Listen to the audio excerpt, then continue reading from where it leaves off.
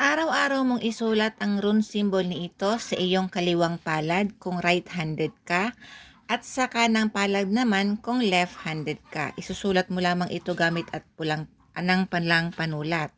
Ang gagawin mo mga kaswerte, umaga pa lang ay isusulat mo ni ito.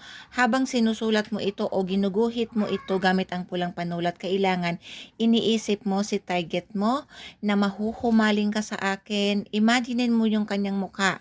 Halimbawa, habang ginuguhit mo, kailangan si partner mo na ang iyong iniisip na siya ay nahuhumaling na sa'yo, mas lalo ka pa niyang pakamamahalin, hindi na yan maghahanap ng iba. Napakabisa nito mga kaswerte na rune symbol ni ito, kaya isusulat mo lamang ito sa iyong palad.